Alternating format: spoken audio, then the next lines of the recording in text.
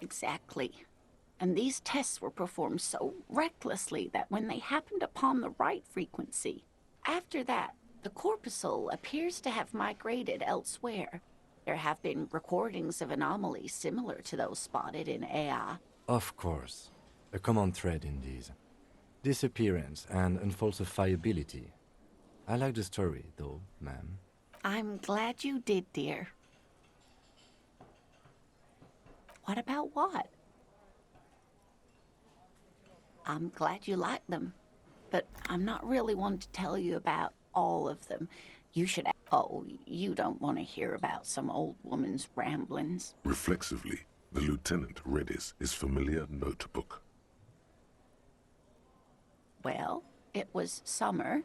I was building a racing track out of sand on the beach near a tall stand of reeds. Quite a tall one. Many times my height, I remember. When, all of a sudden... I'm getting ahead of myself. I was 5.5 in Betancourt in the suburbs. My grandmother had a summer home there. Betancourt got bombed in the war.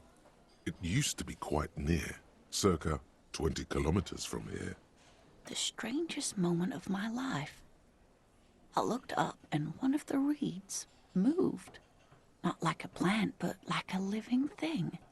It stood up and looked at me.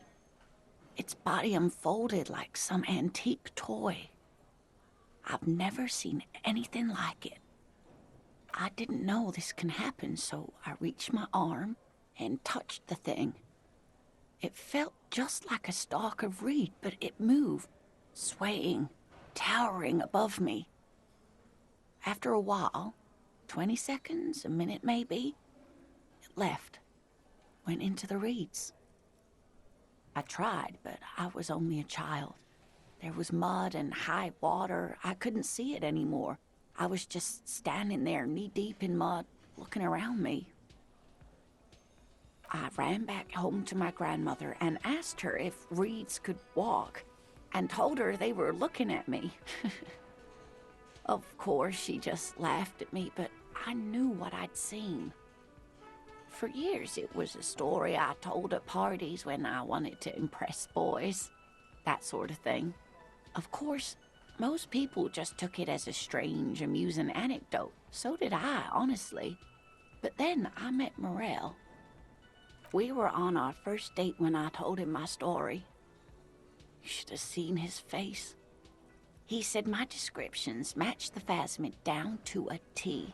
Its white marble limbs, the way it moved. Not all of them, as far as I remember. Some of them, on the inside like stalks of marble, if that makes sense. Our first, yes. The sigh is tender. The sigh is tender, yes, but tempered by something else.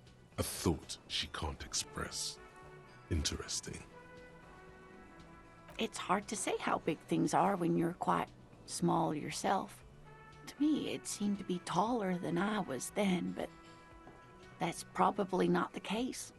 What if it is the case? Of course. I've thought about it. But Morel says my report matches with the others.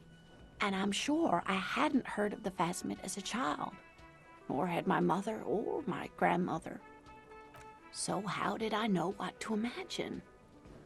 It was only when I started telling my story as a teenager that boys would tell me, "Lena, you trying to tell us you saw the Insulindian phasmid out there in those reeds? Get out of here." They just give me a cider and ruffle my hair and tell me to stop dreaming. But I saw it. I thought it was a wonderful story, man. You're welcome, sweetie. I do appreciate the chance to relive it whenever I get one. It was just such an impossibly sunshiny day. So warm.